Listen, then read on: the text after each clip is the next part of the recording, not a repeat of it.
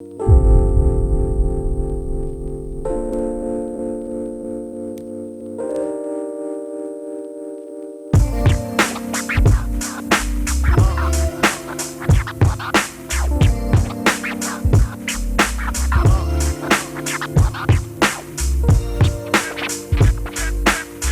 Johnston at Daystar Products. We're here to talk about the off-roadster. Now, the whole idea of this particular Jeep came out of the head of Mark Turner. He's the CEO of Daystar Products. He wanted to build like a roadster type of Jeep. Now, it's a four-door chassis that hasn't been stretched. It's still stock wheelbase of a four-door JK. They just took the firewall and moved it all the way back to the B-pillar. He had a crazy idea of stuffing two V6 engines underneath the hood. And to do that, he wanted them to run together. So that's where I came in. I flew to Phoenix and sat down with them and talked about it, and we came up with a plan. Basically, the engines are coupled together with a urethane coupler.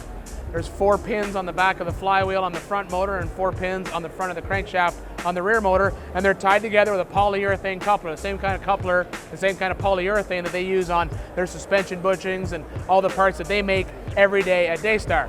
Then each engine is basically an independent engine. There's an ECU for the front engine, there's an ECU for the rear engine. The rear engine thinks it's in a stock Jeep. It's still hooked up to the stock dash, you still have security, you still have ABS, you still have cruise control, you have all the things you'd have on that rear engine.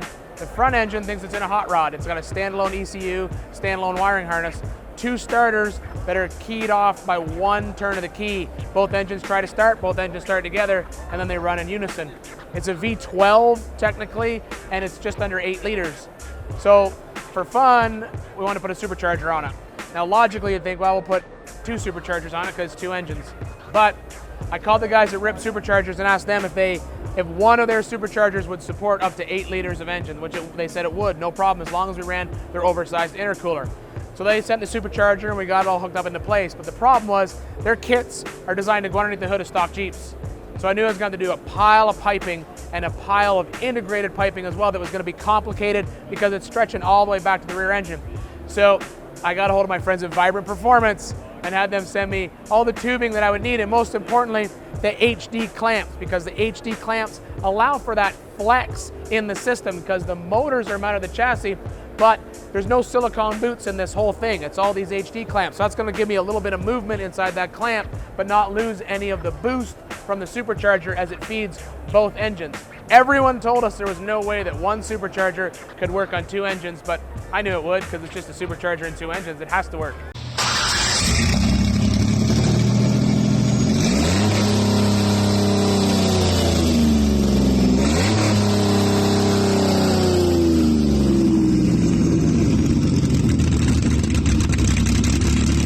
So that's what we did.